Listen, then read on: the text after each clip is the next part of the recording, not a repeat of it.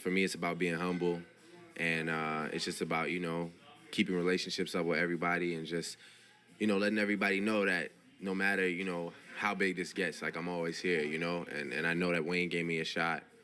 Didn't there was a it wasn't that I wasn't cool, it was that the kids that were cool, I wasn't on their wavelength, which made me sort of uncool, I guess. So like Cool for like a couple weeks, but like if I asked you, for example, like how does that verse start? No, do you remember? Moon filled with laughter, fun, and of course the Drake charisma, and it's always I'm not.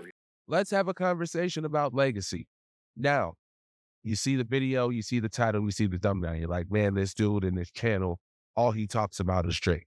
Well, trust me, this should hopefully be the last time for a while that I talk about Drake. And I felt like this was, for me personally, the best way to kind of end off this little I guess this streak of mine of talking about Drake and everything that he has done wrong ever since the beef. Now, to go back, and we're not going to go back. I'm not going to sit here and put you through a documentary style look back type of thing. I want to talk about the beef itself real fast. The beef, the tracks, and how they impacted initially and how they've impacted later. Now, first off, unless you're a Drake fan, we all know Kendrick won. One thing I want to talk about first is how that script that flipped for a lot of people, that kind of hide behind the fact that Kendrick Lamar destroyed Drake as if they never were listeners or were forced to listen. And these are the same people that at some point were praising somebody like Drake. Now, again, I'm not about to defend Drake, or I'm not about to defend his movements, anything like that. This is actually the complete opposite for me personally, because like Joe Budden, I'm fucking hurt. All right. I'm hurt for a lot of reasons. And it starts with the comeback season Ben Simmons version. If you don't know who Ben Simmons is, Ben Simmons was a player that played for the Philadelphia 76ers, came from in the draft as a rookie. A lot of people were comparing him to LeBron. It's crazy now, but there was a lot of comparisons to LeBron, and his vision was very highly suited. He was a great playmaker. Goes to the 76ers. Something happens where things just fall apart. Still got the talent, just mentally, things just did not go well for him. And ever since, he's just looked bad. It's to the point where it's a running inside joke for most of us in the NBA community when it comes to Ben Simmons. And every time he talks about being good, or the offseason Ben Simmons, where you see him balling the fuck out, we all know it's more of a mental thing than anything. But to start, comeback season Ben Simmons version. So far gone. Come on. Do I really need to pun that? So far gone. It's the perfect way to explain Drake right now. I'll never get thanks. Yeah. Drake thought that we would be thanking him now or thanking him later, or whatever the fuck he thought when that album dropped. But it is the complete opposite. I really wish he would have just shut the fuck up. All right. Take care of your legacy. Take care of your fucking legacy. Jeez. Oh, man. This dude is making it so hard. I mean, he could have done so much, and the legacy just keeps getting torn by the seams, and it sucks to see. I'm not going to sit here that he doesn't. Nothing will ever be the same. I don't care if you are a Drake fan, if you are somebody that doesn't like Drake, or somebody that was in the middle like me, where, regardless of who won, it was going to hurt on the other side to see the other lose. If Kendrick would have lost, I would have been having this same conversation if Kendrick was acting the way that Drake has been acting. Nothing's going to be the same, guys. Nothing. It sucks to have to say that, but he hasn't done anything but make himself look like a crybaby. That's it. He looks like what they've been saying to Karen or Obs. He he hasn't put himself in the best position.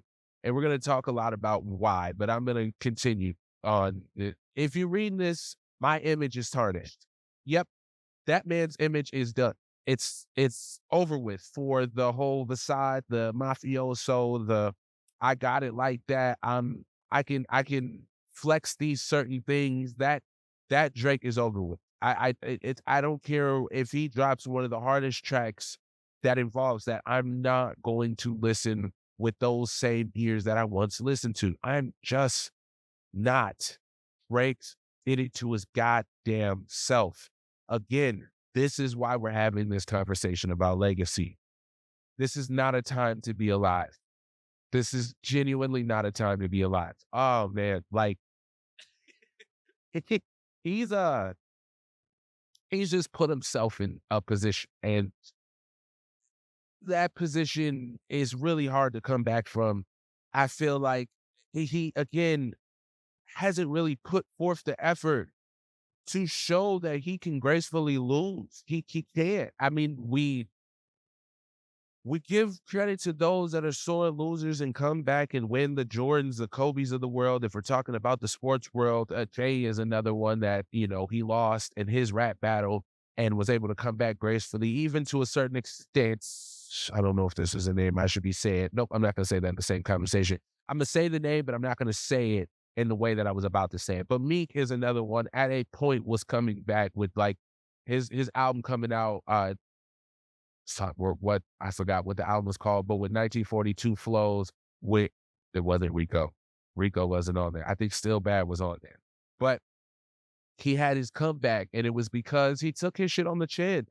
Most people in rap, and when they get into a battle, kind of know what's going to happen. There's a lot of business involved. There's a lot of things that are going to happen that might fuck your whole legacy up. All right, right? Or there is an intent to fuck your whole legacy up, fuck up the facade, right? The kayfabe, right? That's what I feel like. Typically, at some point, they're able to recover. It don't feel like Drake is gonna be able to recover. And even thinking about Pusha T beef and when he did the Rap Radar, and in that Rap Radar, he's talking about all these different things of why he had to stop. And it's like that's not as bad as it's rap beef. You kind of expect it. Views from the lawsuit, yeah. For all you people saying this is UMG and they're doing this, that, and the third, and they're gonna have to. This is about the tracks that dropped that defamed or quote unquote defamed Drake. But again, in the same breath, and he's been doing this for years. This isn't just talking about a direct beef with a Pusha T, with a Kendrick Lamar, a Meek Mill. Even the subliminal beefs that he be having with some of these rappers, with some of the singers, with even professional athletes. And I'm not talking about LeBron. I'm talking about Serena Williams. Like he just moves the goalpost a little too much for my liking. And it's disappointing to see that he isn't cut. In certain ways, he wasn't cut from the same cloth, but you expected for him to understand the rules of rap, to understand the rules of hip hop, to understand that if I lose, I can't go and start throwing a bitch fit that I lost. I have to take that on the chin and I got to move forward. But clearly that's not, nobody gave him the fucking book. And then you got these guys like Academics and Maul, and more so, I feel like Maul, even though Maul isn't as big as Academics, I think Academics is just the low-hanging fruit. You could go and easily talk shit because he's had so many clippable moments of him fucking guzzling Drake. So I get it. But I've also seen clips, and I'm gonna give him his credit. And this is, I like to, see it in its whole. I'm not gonna sit here and take clips and be like, all right, yeah, you're this. I have seen clips where if Academics can't come up with an academics explanation, he will actually sit there and say, okay, maybe you're right. There is a clip that's kind of been going around about how he's like, essentially, if it was me or if it was me telling him, I would be like, go sit the fuck down. Like, and I like that Academics is finally starting to kind of come down to earth. He's still in space, don't get me wrong, but it kind of sort of a little bit coming down to earth, right? Maul, on the other hand, no matter what Drake does, everything is wrong. And again, on the other side, I just feel this would be a different conversation. Again, you get these Opry Avengers and they just unite and they don't try to understand. And some of these people, and I'm not saying academics and all, but some of these people that are speaking highly on a Drake, they have a certain hip hop uh standing. There's a standing in hip hop. And again, I know I'm kind of going, but this is part of that conversation about the legacy when you got these people that won't be honest and truly say this is what it is. Like again, I like how Joe said it. It's like you can't go back to that mafia rap and try to listen anymore. Like that the perfect way to introduce the conversation and being like, man, I'm sad. Like this isn't something I want to see because believe it or not, even though Joe Budden, I've watched enough of the Joe Budden podcast to know that Joe and Drake have their rift. They're always going to have their rift, but there is a secret love-hate relationship between the two. Like, Joe does genuinely praise Drake, does genuinely and has genuinely given Drake his flowers when he's deserved it, but you're not gonna see that because it's not a clippable. It's those aren't clippable. You understand what I'm saying? And it's because Joe appreciates art, appreciates music, and has always looked highly on artists like Drake and Kendrick and Cole, for example, where these guys are our big three. These are the people that are supposed to continue to push what hip hop has already been in the international and national and neighborhood circle. Like those things are important for the movement of hip hop, regardless of how you feel about Drake's music. Drake was representing a sector of hip hop. He wasn't representing hip hop in its whole. I'm not going to get into this discussion right now, but for all the people acting like, oh, if you were sitting there listening to Drake, you was listening to Drake too. Maybe you wasn't sitting there listening to every Drake album through and through, but you were listening to Drake. You listened to the singles. The Drake was everywhere. And again, you act like you couldn't go and click off the song. And the same people that are sitting here talking the craziest shit are the same people that are sitting there like, man, that ain't gonna lie, this Drake song kind of hard. Like, that's why I have to throw my little shit in there too, because it's like at the end of the day, I gotta call y'all out too. The reason y'all aren't being called out as much is because Kendrick Lamar won.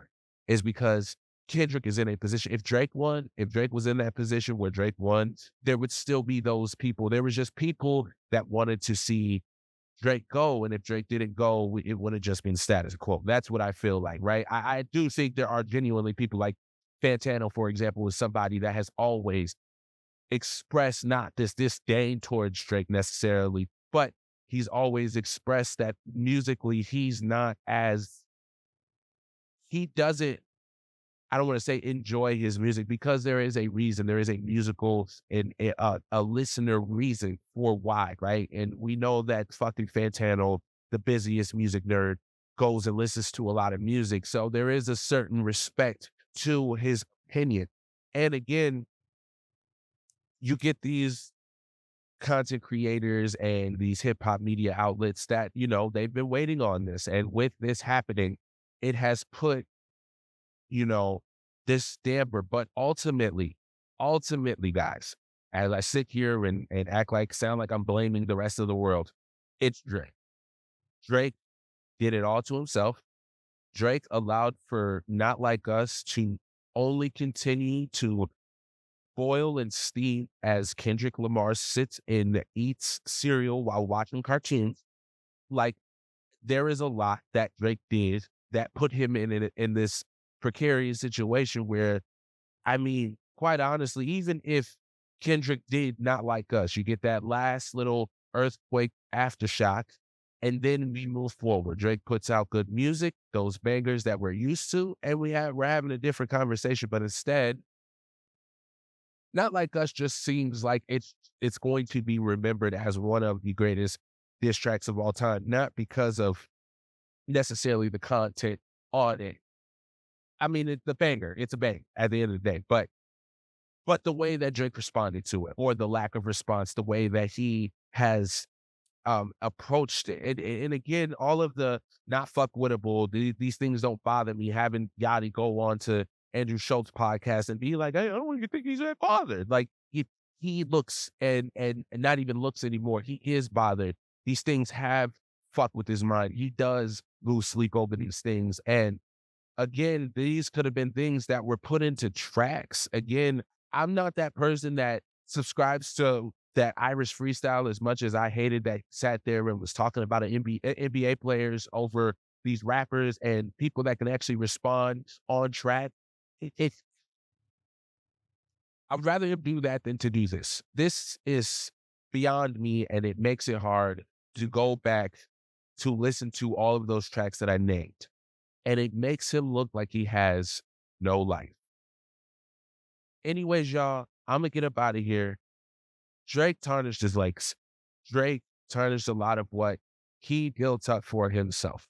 As much as you had that crowd that would say that Drake was bad, Drake, or not, excuse me, those people that would say that Drake wasn't necessarily part of the culture and had their reasonings for it, there was an acceptance of what Drake provided to hip hop, what he provided to our culture, as far as the hits and making hip hop continue to have this relevance when it brought this cookie cutter style of hip hop that, quite honestly, and I love that Kendrick Lamar kind of made sure that we what the culture feeling. He's what the culture was feeling. And that is ultimately what it was. 5, 6 years of bullshit. Again, that's how I feel personally. I feel like Drake hasn't dropped his best music in a while, and it feels like he kind of gave up, whatever you want to say. And that sucks because I've always appreciated what Drake was musically speaking, no matter what corny shit he did outside of fucking music. Nobody thought the man was gonna be a fucking nobody that had the right mind, has been in hip hop, was gonna sit here and continue the narratives that you a pedo, right? The PDF shit. Like, you just all and added all of this shit and made it just go way further and add way more, weight to everything that Kendrick Lamar said in the beef. So again, this is something that you gotta crawl out of. You dug yourself the hole, now crawl the fuck out. You did this, you died on the hill, so go die on the hill. That's what you wanna do. You wanna tarnish what a lot of people have seen you as. Be my guest. Anyways, y'all, I'm gonna get up out of here. This is going to be the last video. I'm going to start talking about hip hop because I actually love hip hop, not just talking about Drake and what the fuck he fails to do to continue to capitalize on what was a great legacy before. Like, he's taken himself out of top 5 and top 10s. And it's just a lot of shit that, in a few years, we're going to be talking about it. And we're going to be like, if he would have just shut up, then we wouldn't even be having to talk about this like this. But again, y'all stay blessed. Have a good day. I'm out.